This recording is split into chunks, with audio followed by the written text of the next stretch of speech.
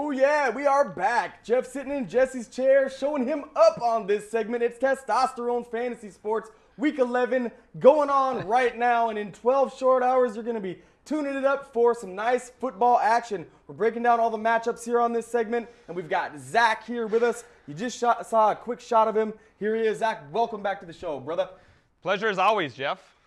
Absolutely. What's going on? Well, all right, man. I'm having a great show here, doing the thing we love to do. What's the jersey? Well, this is the Boise State. I talked to the folks at home a little bit about that in the first segment. Zach, Boise State has got a piece of my heart that I just cannot. There's a blue spot in my heart, you know, just for the Boise State Broncos and the effort that they put down in the Fiesta Bowl against Oklahoma 2 years ago.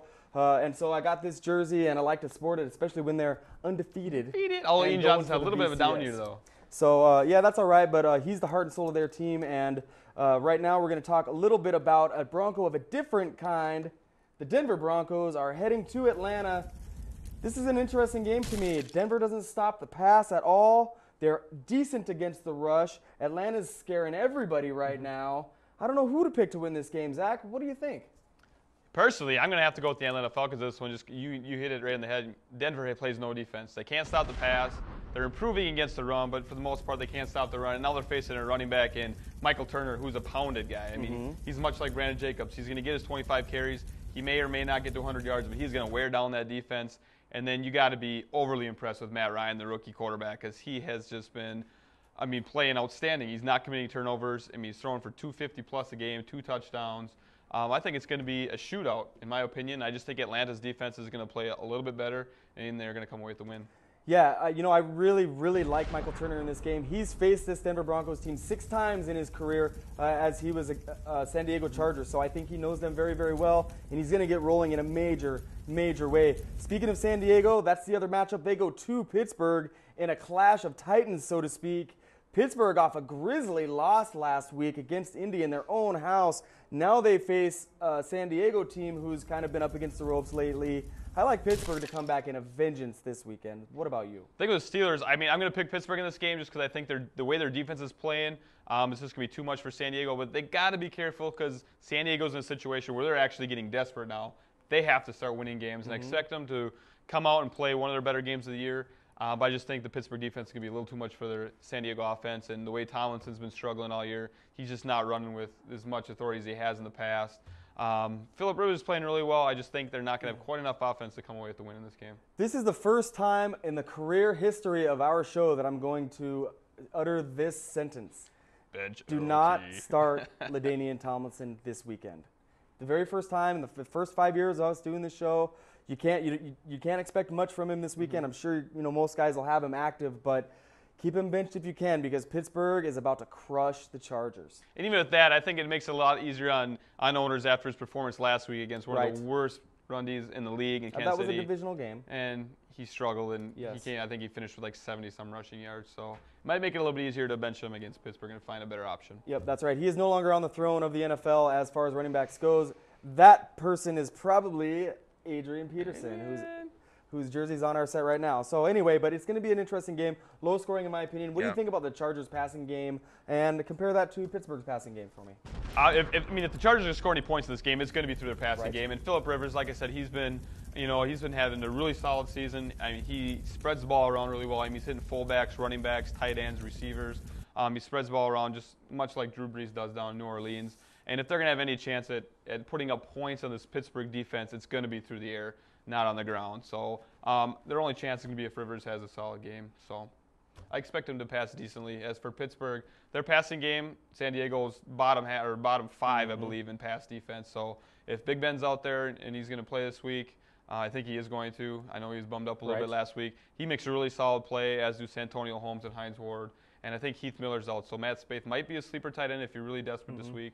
But the buys are over, so you probably wouldn't need them. But. Yeah, probably not. So it's going to be an interesting game nonetheless. My upset of the week right now, Philadelphia traveling to Cincinnati. And yes, folks, I am going to go out onto a limb and say that the Bengals will get a victory here against Philadelphia. You crazy. It's going to be a wild, wild matchup. You crazy. Explain I'm just kidding. Philadelphia's going to roll. Westbrook's going to be money, so start him for sure.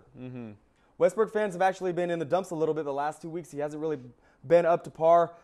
He mixed it up a little bit last weekend, but I think he's going to really get off going well here this weekend. Donovan McNabb's been leading the charge for Cincinnati or for Philadelphia. Don't you think they win easily here in this game? Yeah, and with Westbrook, I mean, 2 weeks ago he's coming off an injury, and last week he played. He even said he wasn't quite 100%. He's got another week of getting back into 100%. So I expect him to have a huge game. He's got a less than formidable opponent in the Bengals. Everybody runs on the Bengals, throws on the Bengals, scores on the Bengals. So as good as a player Brian Westbrook is, expect him to have a very big game and get him in your lineups because he's going to be probably the #1 running back of the week. Yeah, very great chance he will do just that. So the guy who's got Ronnie Brown and Westbrook this week is going to win for sure.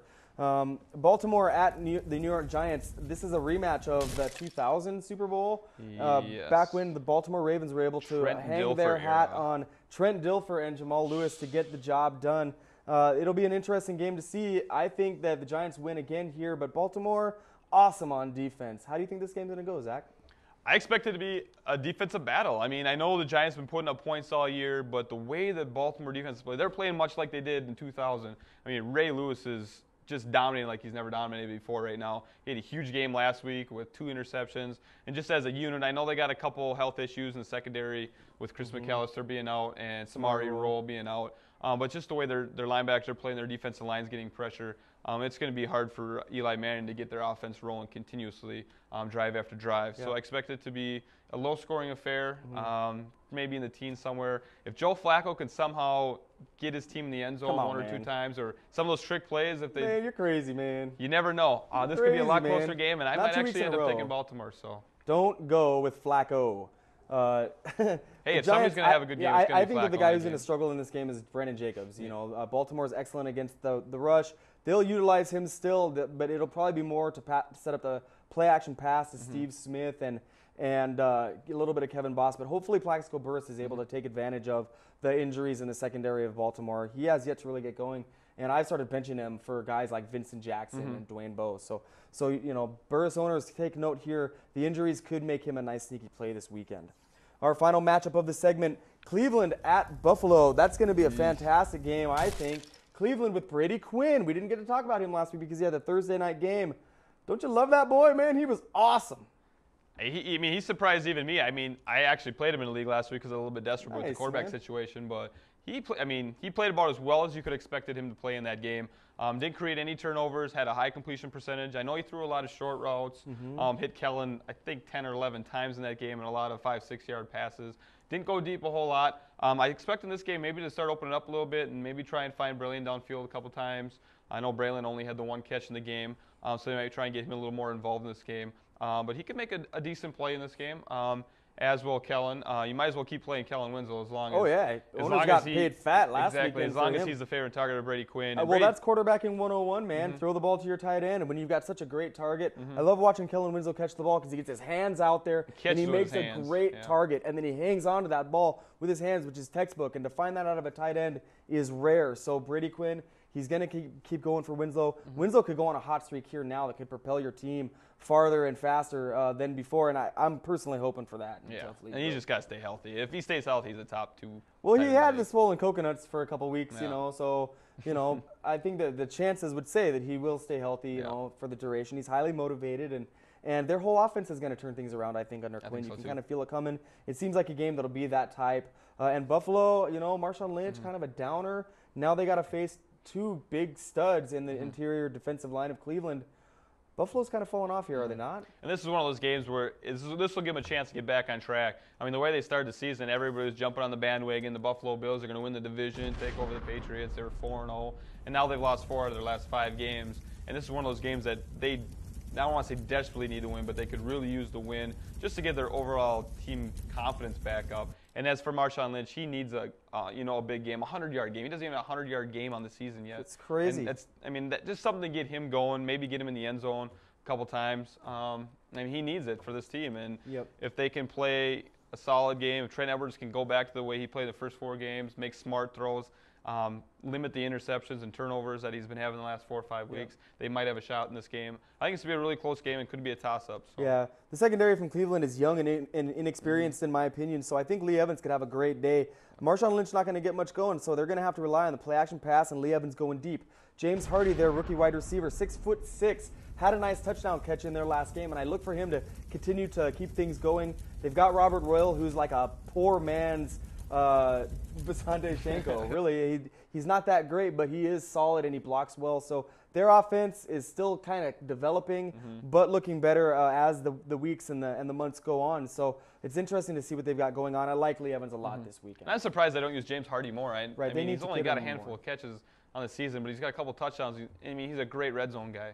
So I know they bring him in when they're down the red zone. They're one of those teams that they don't frequent the red zone as much as some of the other teams. But I expect them to start using him a little bit more.